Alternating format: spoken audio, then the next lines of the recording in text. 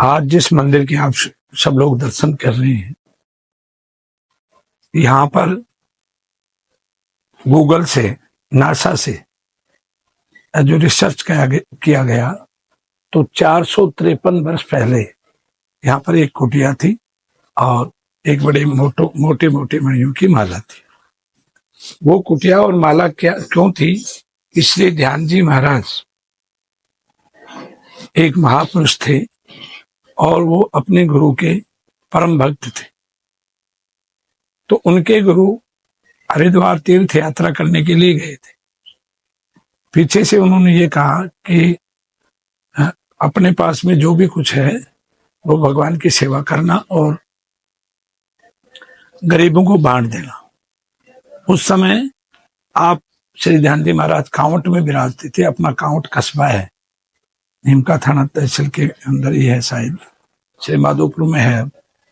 वहां आज भी इनका पुराना मंदिर है नदी के अंदर। हाँ, दस्तावेज हैं। वो ब्राह्मणों के द्वारा वहां पूजा होती है। तो श्री ध्यान जी महाराज के गुरु थे महंत देव जी महाराज। उन्होंने जो तीर्थों की यात्रा करने के लिए जो उस समय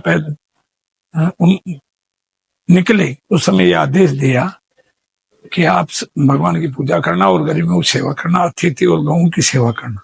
वो चले गए। 3 साल बाद में, या पहले पैदल यात्राएं होती थी उत्तराखंड चारों धाम की, तो काफी दिनों से जब वो आए तो ये पहाड़ है, ये पहाड़ अरावली का, इसको ये टोडा गांव है, पहाड़ के पीछे टोडा गांव है, आपने देखा होगा। तो टोडा गांव के अंदर जब वो आए घूमते घूमते, तो ये टोडा गांव पहले कोई आदिवासी लोगों का रहा होगा। उस समय उनको राज्य का कोई वो समझ करके और जलपान के लिए नहीं पूछा।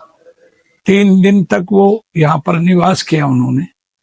तब उनमें एक संत ने कहा कि इस गांव को उजड़ करने का श्राप दे दो। तो श्री ध्यान जी महाराज के गुरु महाराज ने कहा कि जति सती सब रहते हैं, इसलिए ये अपना काम नहीं है, ये अपने आप ही ये बसेंगे और अपने आप ही चले जाएंगे। ये कहकर के चले गए। जब कांवट में वहां मंदिर में पहुंचे तो पूजा तो रोज होती थी, परंतु वहां पूजा करने वाला कोई दिखाई नहीं देता था। तब लोगों से पूछा कि भाई पूजा सेवा, बोले महाराज आपके जाते ही अकाल पड़ा। अकाल से पड़ने के कारण आपके शिष्य ने सब कुछ मंदिर से दे दिया है, यहाँ तक भी टूटे फूटे बर्तन भी थे वो भी दे दिए। और महाराज अकाल तो निकल गया, परंतु उनका कोई अता पता नहीं है। पूजा रोज हो जाती है तो कोई दिखाई नहीं देता। पूजा कौन करके जाता है, कब करके जाता है? हमारे में से तो कोई ब्राह्मण पूजा करता नहीं है। तब वो समझ गए कि एक रूप से वो ये पूजा करते हैं, दूसरे रूप से महाराज जो समाधि स्थ है वो वहां गए, नीचे गए तो उनका शरीर अस्थि मात्र रह गया था। सारी ये जो पसलियां बाहर आ गई थी, केवल चमड़ी और अस्थियां ही शरीर में थी, परंतु श्वास को रोक के समाधि स्थित थे। तो उसी समय उनके खुलने का जो संकल्प था। समाधि 2 प्रकार की होती है, एक संकल्पमय और एक निसंकल्प, यानी एक विकल्प और एक निर्विकल्प। तो निर्विकल्प समाधि अनंत काल तक, 1000 वर्ष तक की वो आदमी जिंदा रह सकता है। और समाधि ऐसे योगी आज भी है, जो मैंने भी देखा है एक योगी को। तो ये सब क्रियाएं होती हैं। उस समय उनका संकल्प पूरा हुआ, या उन्होंने दिव्य दृष्टि से देखा कि गुरुदेव पधारे, तो उन्होंने समाधि खोल ली। तब उन्होंने कहा, बोले ये क्या किया? बोले महाराज यहाँ अकाल पड़ा तो कुछ भी देने के लिए नहीं रहा, तो मैं इस समाधि अवस्था में चला गया। तो पूजा कौन करता था? बोले महाराज मानसिक पूजा से मैं मानसिक रूप से पूजा की और वही साकार स्वरूप होगी। तो मुझे पता नहीं है, मैंने मेरी मानसिकता से ध्यान में पूजा करी, वहां पूजा होगी, इसका मुझे पता नहीं। तो महाराज जी ने कहा ठीक है। उस समय नारनौल व्यापारिक केंद्र था, नारनौल कस्बा, जो अकबर के जमाने की बात है या अकबर से पहले की ही बात है। तो उस मुस्लिम कालीन राज्य के समय की बात है। तब वहां नारनौल से रुई मंगवाई और उनको रुई में लपेट करके जल, क्यों समाधि खुलते ही जल पिलाना बहुत आवश्यक हो जाता है। अत्रि ऋषि ने भी समाधि खोली तो अपनी प्रिया से है जो अत्रि ऋषि की अनुसैया से जल ही मांगा था। तो तीनों देवियां रुष्ट थी, उन्होंने जल सुखा दिया था, अपनी माया से जल सुखा दिया था। तो उस समय है जो अनुसैया ने ब्रह्मा जी से प्रार्थना करी कि मैं यदि सती हूं तो मुझे जल प्राप्त हो। सतीत्व के भय से ब्रह्मा जी ने अपने कमंडल से जल छोड़ा और वो जल सती अनुसैया के कमंडल में गिरा। उसका नाम है जो मंदाकिनी हुआ, आज भी चित्रकूट में बहती है मंदाकिनी। क्यों? बड़ी वेग से आई और जब जल पिलाया तो बड़े वेग से आकाश मार्ग से आई। तब अत्रि ने कहा, देवी ये वेग से नदी कहाँ से आ रही है? बोले, महाराज सारा 12 साल में सब कुछ सुखा दिया, सब कुछ सो गया। 6 महीने के बच्चे बना दिए थे उसका सतीत्व देखने के लिए। तो ब्रह्मा विष्णु महेश को बाद में भेजा था, पहले वहां का जल सुखाया था। ये चित्रकूट का इतिहास है। तो ऐसे बहुत से इतिहास हैं कि समाधि खुलती ही जल चाहिए, तो जल पिलाया, दूध पिलाया, 6 महीने में स्वस्थ हुए। 6 महीने में स्वस्थ करके, क्यों अचानक निकले ना, यदि वो अपने हिसाब से निकलते तो कोई तकलीफ नहीं हुआ। अचानक गुरुदेव आने से अचानक समाधि तोड़नी पड़ी, तो इससे बाहर आए। बाहर आकर के जो स्वस्थ हुए तब उन्होंने, गुरुदेव ने आज्ञा दी कि टोडा गांव में नास्तिक लोग रहते हैं, वहां पर तुम जाओ। वो साधु संतों को राज्य का CID पुलिस समझते हैं, खुफिया समझते हैं, गुप्तचर समझते हैं, इसलिए तुम जाओ, उनको ज्ञान दो।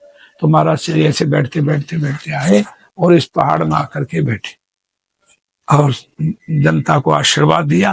फिर पहाड़ में उनको जो जनता कष्ट से, यहाँ मैं रहूंगा तो जनता को कष्ट होगा, फिर यहाँ नीचे आए। ये प्रयागराज से कम नहीं है। तो क्यों? ऐसा शास्त्र में लिखा है जहाँ 3 नदियों का संयोग और उसके बीच की जो जगह होती है वो प्रयाग होता है, तो उसे धाम कहते हैं। अब तो लोग बहुत धाम लगाने अपने, जहाँ ऐसा भौगोलिक वो नहीं है तो भी अपने धाम लगा देते हैं, फलाना धाम ढिकाना धाम। नहीं, धाम वही कहलाता है जहाँ 3 धार, त्रिवेणी में 3 धार एक जगह होती है, तो त्रिवेणी धाम। जैसे यादव धाम, धाम वही कहलाता है जैसे एक नाला ये आ रहा है, एक नाला ये आ रहा है, एक नाला ये आ रहा है, इसके बीच की जो जगह है उसके सामने एक जगह जो जाकर के तीनों धार मिलती हैं, वहां स्नान करने से पुण्य होता है। तो यहाँ इनका बड़ा महत्व था, इनका बड़ा प्रताप था, जहां जाते वहीं जल प्रकट कर देते थे। परंतु बाद में कुछ काल के बाद यहाँ का जो नाला बड़े वेग से आया और हनुमान जी को का मंदिर को ढा दिया, इसलिए वो जल यहाँ से नीचे चला गया, पाताल में चले गए और नीचे चलेगा, नीचे से निकलता है वो जल, किसी को पता नहीं है। मैंने सर्वे कराया तो 1500 फुट नीचे बड़ा भारी जल निकल रहा। सर्वे कराया तो 1500 फुट नीचे बहुत बड़ा जल जा रहा है इधर से। तो ऐसी भगवान की कृपा है। तो यहाँ जब विराजे तो किसी को कोई पता नहीं था। तो एक बकरी चराने वाला यहाँ आया, उसका जैतपुरा का था और उस भगत का नाम मेरे इस समय विस्मृति हो रही है। वो उसने सबसे पहले देखा और उसने यहाँ सेवा करी। तो इनका ऐसा प्रताप था, मरे हुए बालक को एक बार जिंदा किया और जब कई चमत्कार दिखाए, मृग बन के मृग का स्वरूप धारण करके भक्त को लाने के लिए चले गए। तो भक्त ने कहा, महाराज आपके कांटे कहाँ गड़ गए और इस कुत्ते को साथ मत लाया कर। तो भक्त समझ गया कि कुत्ता आता था साथ में, तो ये स्वरूप बदल लेते थे। तो उसके बाद में ये चर्चा हुई तो राजा पाटन दरबार आए और पाटन दरबार ने आकर के इनसे मुलाकात की। उस समय आपको जो मलेरिया है, मलेरिया बुखार आ रहा था। तो किसी ने आकर कहा कि महाराज आपसे राजा मिलना चाहते हैं। बोले तुम भागो जाओ और जल्दी ले आओ राजा को। इतना कहकर संयम ध्यान किया और अपने बुखार को गोदड़ी में उतार दिया। भाट की भई में लिखा हुआ है और पूरे गांव में ये चर्चा है, पूरे गांव में। फिर राजा है तो स्वस्थ बैठे थे, तो वो गोदड़ी हिल रही थी ऐसे। तो राजा के मन में वहम हो गया कि यहाँ कुछ खाने के लिए नहीं है, शायद ये ढोंगी बाबा हो। तो बोले महाराज इसमें क्या है, ये क्या कूद रहा है। उसके मन में, ये राजा के मन में पाप हो गया कि कोई खाने के लिए जानवर पकड़ा है, मोर मार या कुछ भी जानवर, वो मरा नहीं तो वो तड़फ रहा है। बोले इसके नीचे, इसके अंदर मेरा बुखार है। बोले बुखार?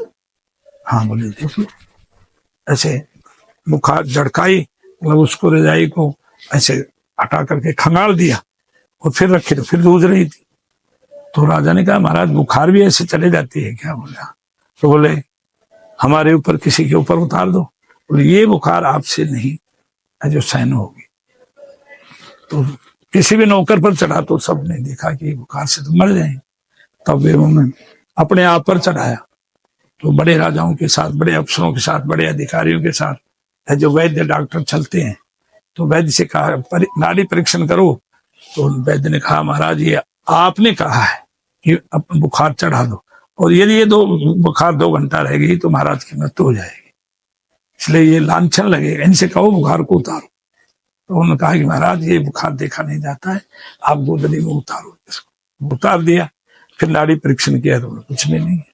इस बात से प्रभावित होकर के राजा ने मंदिर बनाया और 101 बीघा जमीन चढ़ाई और 2000, उससे पहले कब तक रहे, भाट यहाँ पर आया संवत 1672 में, और वो ये लेख लिख के ले गए यहाँ से। ये महाराज का बड़ा प्रताप है। आज मैं 15वीं पीढ़ी में हूँ और भगवान की सेवा कर रहा हूँ। बोलो ध्यान जी महाराज की।